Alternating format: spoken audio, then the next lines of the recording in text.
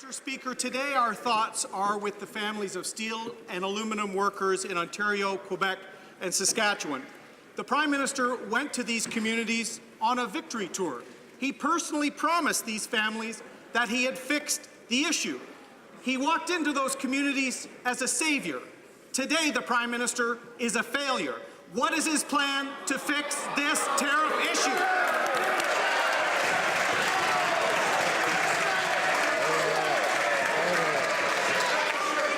Order. Order.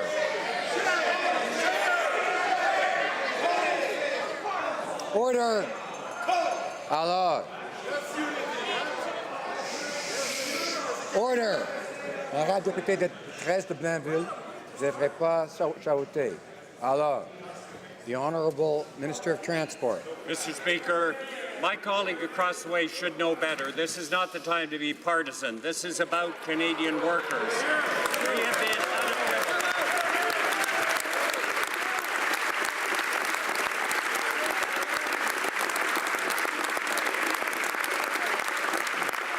Mr. Speaker, we have been unequivocal. These tariffs are completely unacceptable. The Canadian and American economies are so closely linked that these tariffs will harm workers on both sides of the border. We will defend our steel and aluminum industry as well as Canadian workers. We will impose trade restriction measures of up to $16.6 billion worth of U.S. imports. The U.S. tariffs are in violation. The Honourable Member for Durham. Mr. Speaker, the Conservatives aren't partisan when we're fighting for Canadian interests, Mr. Speaker. Families impacted by this decision, they don't want more platitudes from the Liberals. They want a plan. The Prime Minister has known for months that this was coming. He did nothing. The Conservative Party has been working with the government. We are Team Canada, but Team Canada needs a plan. What is the government's plan to fix this tariff issue? The Honourable Minister of Transport. Mr. Speaker, Canadian steel and aluminum workers have our full support. These tariffs are completely unacceptable. In response, we intend to impose tariffs against imports of steel, aluminum, and other products from the U.S.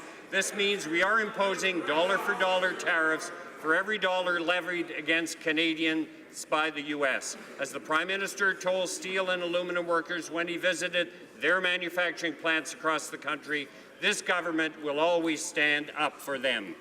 The Honourable Member for Durham. Mr. Speaker, focusing on non-trade issues at the NAFTA table, no U.S. trade contingency plan in the budget, and then the Prime Minister goes to the President's hometown to deliver a speech that many viewed as a critique of the President. So far, the Prime Minister's plan has failed Canadians. Will the government agree to sit down with the Conservative Party and let's work together to help these workers?